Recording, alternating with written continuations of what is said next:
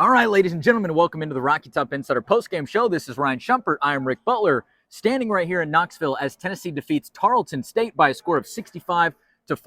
Ryan, this was not the prettiest game by any means, but Tennessee still wins by just about 20 points in the margin. What's your big takeaway from this game today? Well, you're right. It didn't feel like a 19-point game really at any point of it, and I think it's the fact that Tennessee was pretty, I don't even know if I'd say sluggish. They just struggled offensively for a lot of the game. But really a 15-2 run in the first half, and then the 15-2 run, like you just mentioned, to end the game, where the differences were in the first half. We're kind of able to build a comfortable lead, and while Tarleton State made a run, never got it closer to 6. Never really felt like Tennessee at any point was going to lose.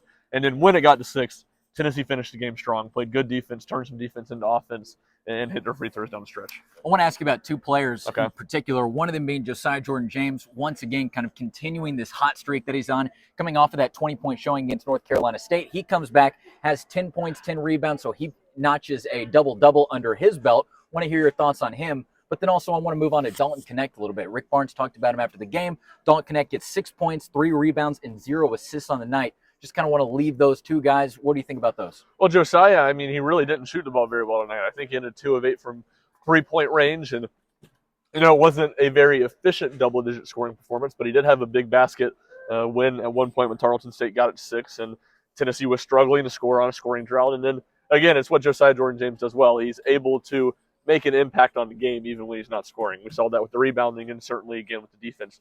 Dalton Knecht, I mean, I think it's a little bit of a concern, or I mean, it just is concerning how he's played the last couple games. Certainly the last 2, he struggled.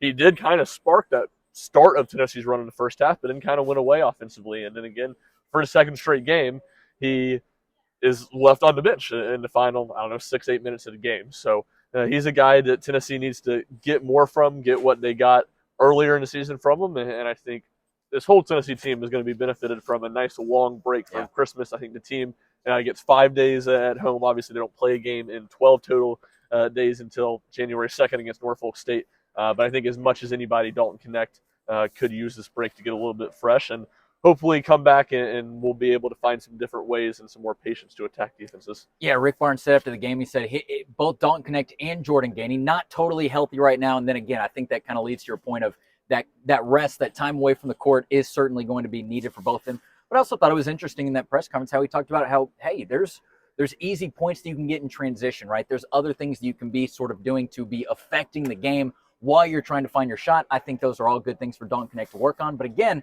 he's sort of the star of the show right now. Teams are going to be playing against him. They're going to be scheming against him. And it's up to Dalton Knecht in this offense to try to figure out how to get his points. Certainly, yeah. And hockey assist was a phrase that I think he used Gretzky. He used that as a specific term for hockey assist, which I liked it. That's pretty good. So yeah, again, I didn't think this was an issue as much tonight as it was against North Carolina State, where against North Carolina State he was just forcing too much, and he didn't need to do that. Tonight, that was probably an issue some, but it's kind of what we talked about on our podcast earlier today. Ebbs and flows. Teams are really emphasizing trying to take him away and take him out of the game, and he's got to find a way to make some adjustments and find new answers as they move into the new year. Zakai Ziegler ends with 13. Santiago Vescovi ends with 12. We just mentioned Josiah Jordan-James, who ended with 10. Those are Tennessee's double-digit scores on the night. What are the other kind of takeaways that you had from the game today? Well, balanced scoring, which you just hit on there. I thought Zakai Ziegler was really good again tonight. I thought, what did you say? He ended up with 5 assists, I think. That's right. I thought he easily could have had 8 or 9 assists. Ham and Vescovi. Yeah. 5 each. Some of the guys hit shots. I thought Ziegler was Tennessee's best player tonight. It'd probably be the second straight game that I'd say that. Obviously, Josiah was really good against North Carolina State, too. So he continues to get back into a groove and better and better. And then certainly it's just kind of an old-fashioned game Tennessee won with defense. And Rick Barnes wasn't surprised by that. Tarleton State is a very defensive-minded team as well. They wanted to make the game physical, and that's kind of what happened. So not a pretty game by any means. His offense wasn't great. Their defense, I thought, was really stout. And I guess maybe one last note, Tobe Awaka, again, like I guess who I was talking about, Dalton Knecht, spent the last 8 minutes or so on the bench. Closing time, Tobe Awaka was in the game over Jonas Adu. Second straight game that's happened. I asked Rick Barnes about that post-game.